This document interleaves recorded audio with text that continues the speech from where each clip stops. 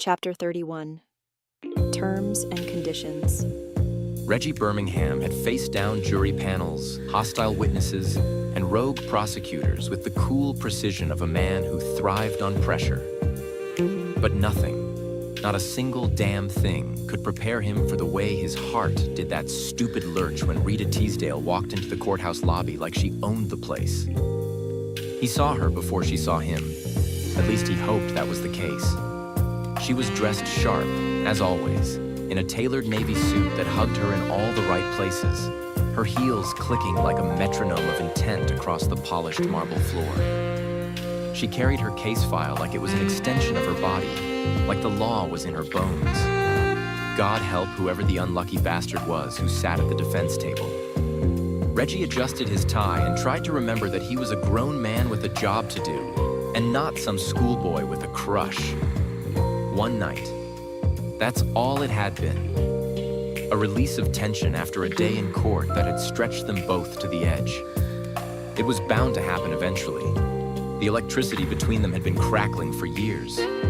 Still, he didn't expect her to look this good, or for the memory of her body pressed against his to hit him quite so hard. Rita spotted him and offered a nod, just professional enough, but her eyes lingered. That damn spark again.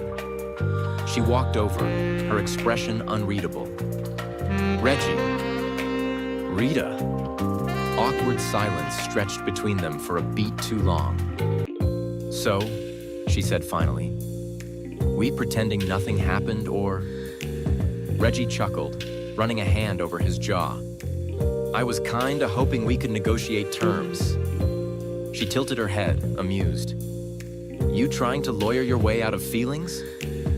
I'm trying to lawyer my way out of complications, he said, deadpan. Look, I'm not built for the long haul, Rita. I've seen what commitments do to good people.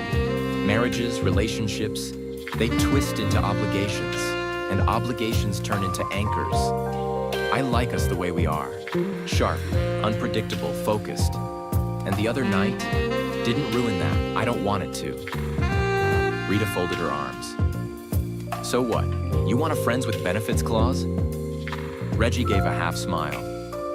Is that so terrible? We're adults. We don't have to let it change anything.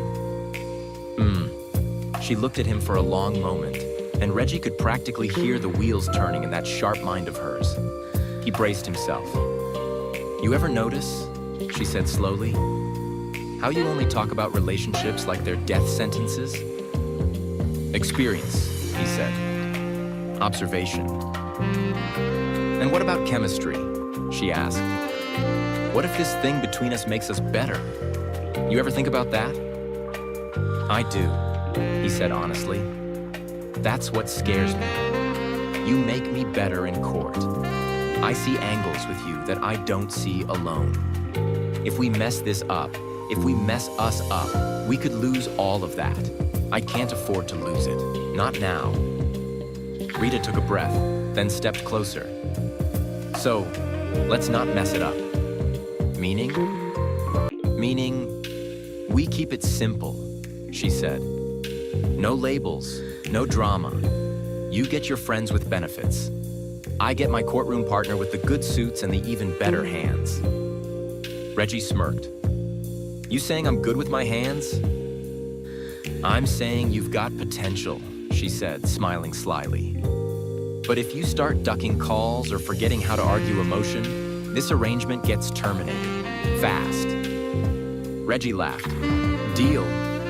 They shook on it. And for a moment, it felt like the world had tilted just slightly in their favor.